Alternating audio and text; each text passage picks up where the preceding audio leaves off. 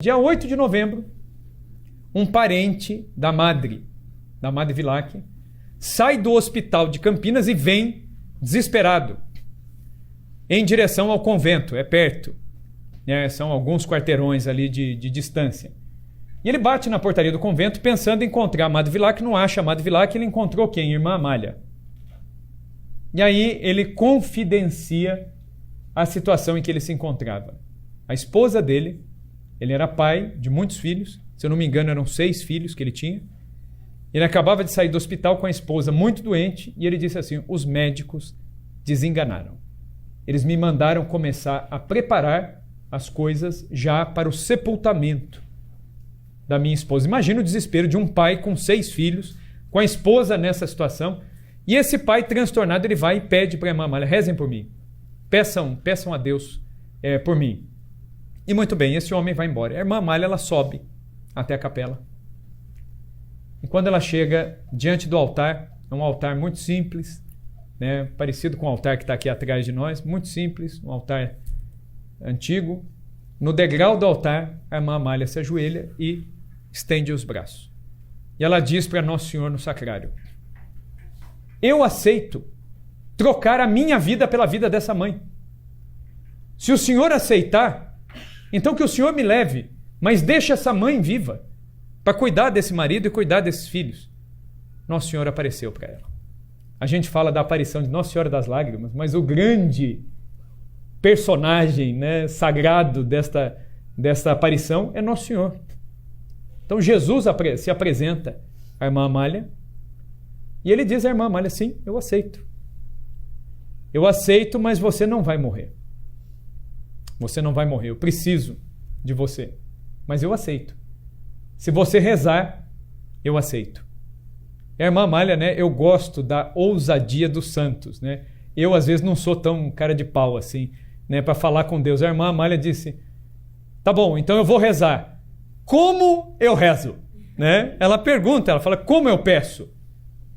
E Jesus disse assim: eu guardei por 20 séculos aquilo que eu vou te dar agora.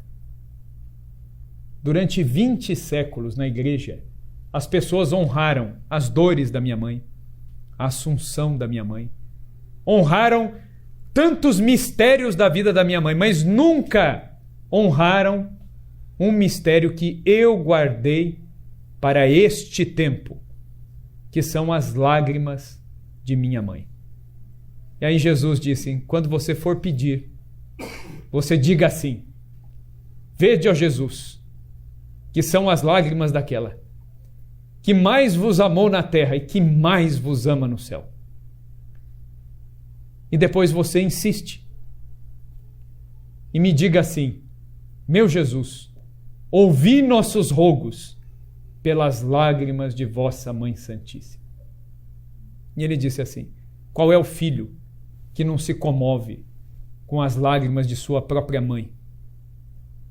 Se um filho pecador é capaz de se comover diante das lágrimas de sua mãe, quanto mais eu, diante das lágrimas da minha mãe.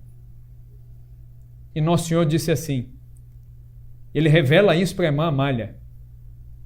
Ele diz assim: as lágrimas de minha mãe caíram por terra, ninguém as recolheu.